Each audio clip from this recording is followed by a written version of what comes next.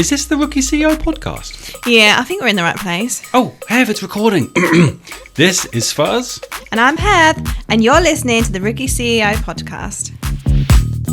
Today, we're going to talk about how to build authenticity online, which I think is something people struggle about or they really overthink. And I mean, to some people it comes easy, others it doesn't. What would your kind of main piece of advice be for someone that's looking to build their authenticity online? It's just about consistency, not with your posting, but with you in person and you online. Yeah. You can tell when someone meets, like, I feel like I'm bigging myself up here, but what I get quite a lot when I'm networking is, oh, I know you from social media. And they feel confident that they know me because I'm both, I'm the same person as I am when you meet me at a networking event. Yeah. By the way, when you meet me at a networking event, I'm not like dancing and stuff. There's a lot of videos of me. He is. Yeah, I am actually. No, there's a lot of videos of me online, like dancing. Do you know why? Because you forced me to, Heather. You forced me to do it. There is no force involved. In fact, I'm sitting at my desk and I hear this agitating little noise in the background going, Heather, would you like to film a TikTok? That is not me, that's you. Anyway, My voice went really agree high. to disagree.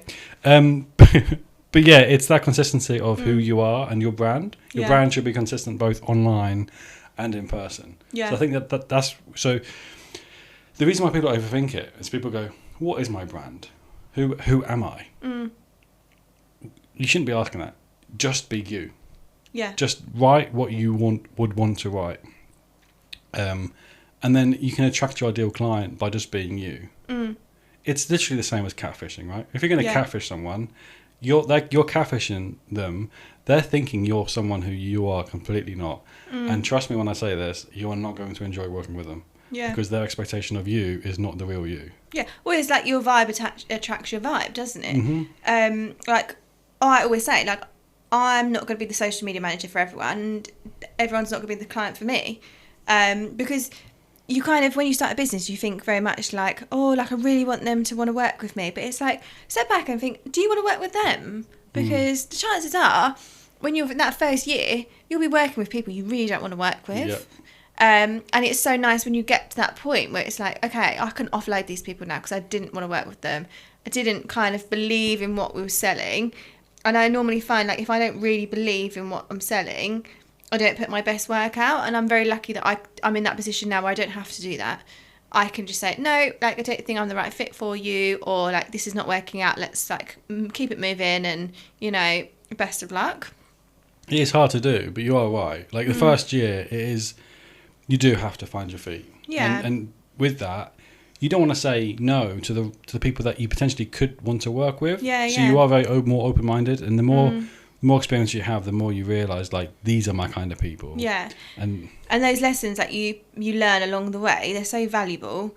And I think I don't want to call them mistakes because it's not mistakes. I do think it's lessons. But without those mistakes, you don't learn how to be your authentic self, because you do have to, like, pardon my French, you have to fuck up every now and then to learn, like, how to better yourself. Oh, yeah.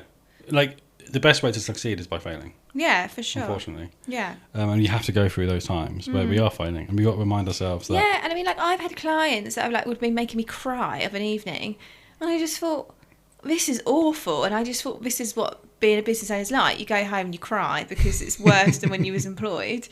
But it doesn't have to be like that. Like, I have laughs and jokes with clients now. I have really lovely relationships with them. Like, they respect me, they value my time.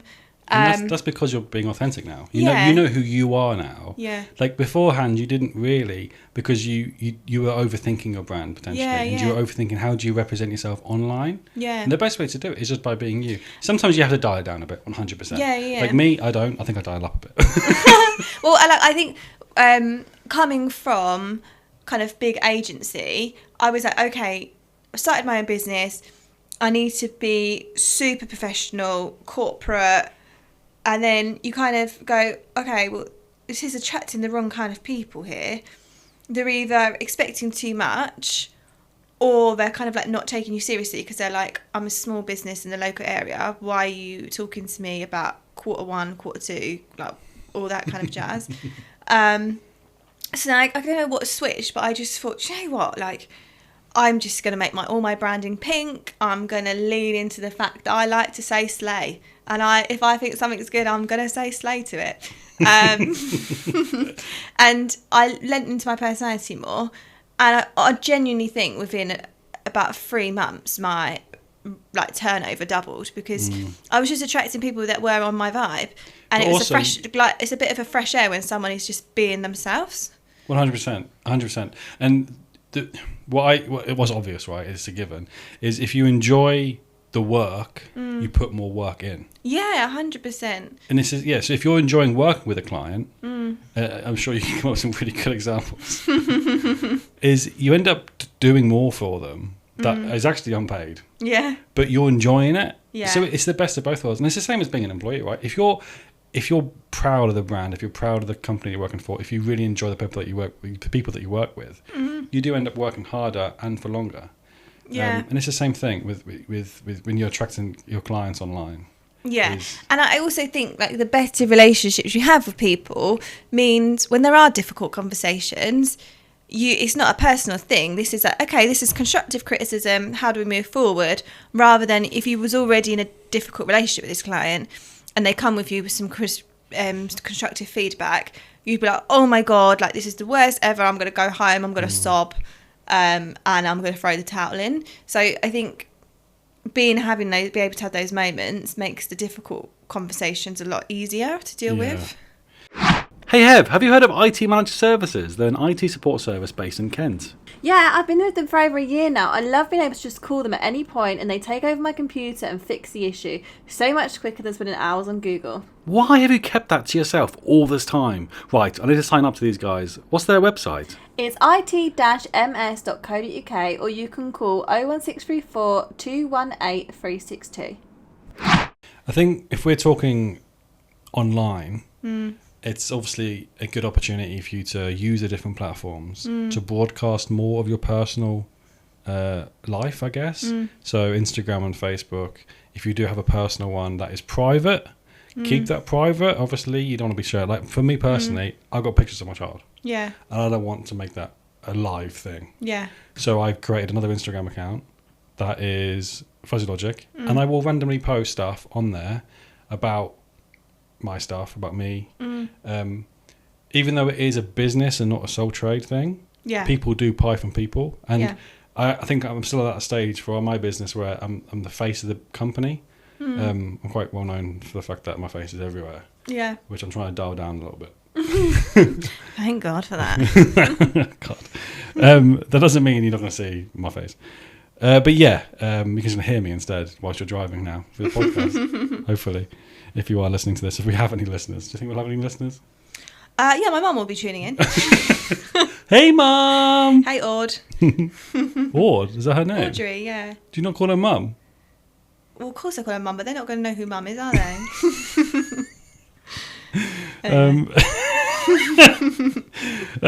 Yes, hopefully you're listening. But yeah, going back to authenticity online, I think what people overthink so much is what do they post? Like, do they post a picture of them with a dog on LinkedIn? Heather will say yes, I'm sure. Yeah. If it's part of your brand, even better, right? So part of your brand is... So I always come back to the example of I've got clients that sponsor grassroots football, for example. And a lot of the time they will be talking about like the hard work, the determination of the kids and stuff. And I think that's going to resonate with other people that have kids and are supporting them and stuff. And it's like, okay, like if you're teaching your children like this hard work ethic and all this kind of stuff, it reflects very good on you as a business owner.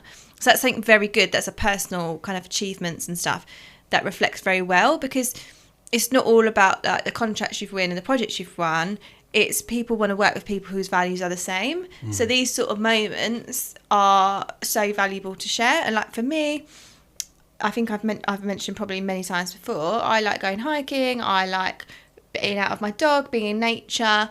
Other people enjoy that stuff too. So it's kind of having those touch points of relatability mixed within your wider strategy. And it's a great way, especially for us that I've noticed, is when they know you from just social media, it gives them a good icebreaker. Yeah. So they go, oh, I hear that you love hiking. Yeah. That's the perfect. That's great. Well, right? I had actually someone I'd never met before come over to me and go, "Where's Brody?"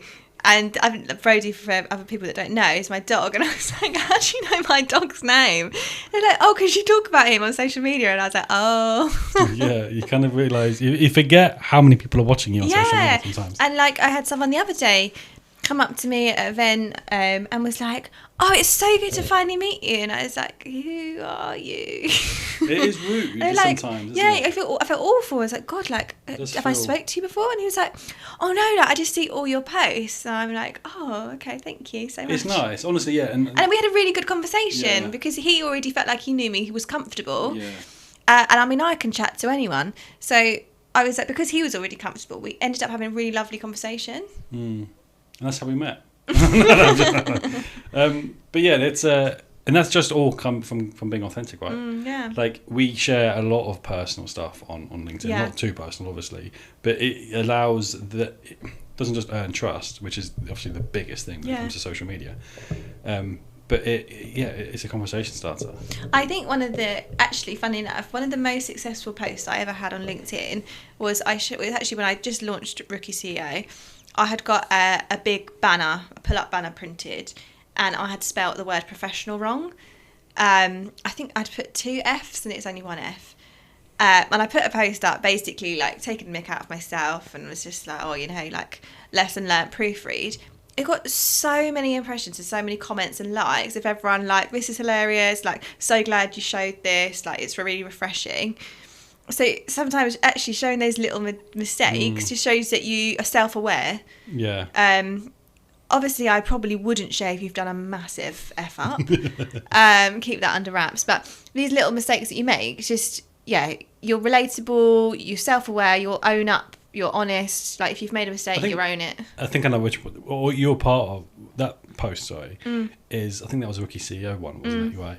But that was so on brand, because that's what we're all about. We're all about providing that safe space where we are going to make mistakes. Yeah, and figuring it out. Exactly. I think that was perfect, because that was so on brand. Yeah. But if your job is, let's just say you're a copywriter and you had loads of spelling mistakes then I probably wouldn't broadcast. No, and as well, it was amazing because then someone that I knew from networking offered to make me a sign for free.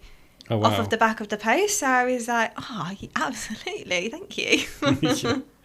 I love that. That's why you did it, wasn't it? That was a targeted post. Please help me. That was posting with purpose. You had the full intention. I had the strategy and I implemented it. I love that. But again, that's down to networking, right? Yeah. Finding the right people. And that's because it's people I'd spent time with before. I'd spent time chatting with them. They were like, oh, I really like the idea. They'd bought into it and they were like, I think you can run with this. And was like, we'd love to be a part of it. Did me a sign and happy days. I think a great example, and we've used this in the previous episode, was you provided somebody the advice to post video on, I think it was a story on Instagram. Yeah. And just from that job alone, they got a £4,000 contract. Because they were themselves, weren't they? They filmed a video of them just in their van, and they just spoke about what they were doing that day. Some of it was personal, some of it was work related. Yeah. But it just goes to show that people buy from people, and if you are authentic, then you're showing that you're a person. If you're putting up a mask, which is something that I really do hate, and a superpower, believe it or not, with people who are neurodivergent and have ADHD, is you can tell from a mile off when someone's not themselves, when someone's putting up a mask. Yeah. And it is apparent. It is so obvious, and if it's not obvious there and then, the more you network with them, the more you connect with them, you realise that they're not who they actually say they are, and then you can see it through their content as well. Yeah, and sometimes that's not a bad thing. Sometimes that's actually they're putting on this persona that's like overinflated, and actually they're really lovely, and they've just kind of like it's the insecurity that's making that. Or sometimes they're just a bit of a crap person. It can go either way. It is, and I think it's important that we have these opportunities, like Rookie CEO, where they can be put in a safe space and feel like they can be themselves. Yeah. Because that is important. Like long term, if you're not yourself, unfortunately, the chances of you being successful are, will slowly increase. Yeah, for sure. So what would be your biggest bit of advice for someone who hasn't posted in a very long time Yeah. because their fears are they can't be themselves. Well, you just got to look at it as if you had your dream client come into your inbox and say, I need you to come to my office at this time, present to us like your pitch, would you go? The answer is yes. Okay, so why are you not doing it online? Because you could be that video or that post could be going out to your dream client and you've just not turned up to the meeting. So again, it comes down to like, what are you doing this for? End goal, we all want clients, we all want to make money. Okay, well, how are you going to make money if you don't turn up? Yeah. So you have to put it in perspective. And I think someone said to me like a few months ago, they're like, if you think about how long the embarrassment of putting the post out lasts versus how long the benefits are because you posted it and you got what you wanted, would you be worried about the embarrassment if you was already at the end goal? No.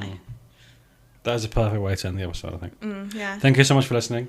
And we'll see you guys next week for another Rookie CEO podcast. See you later, honeys. Bye.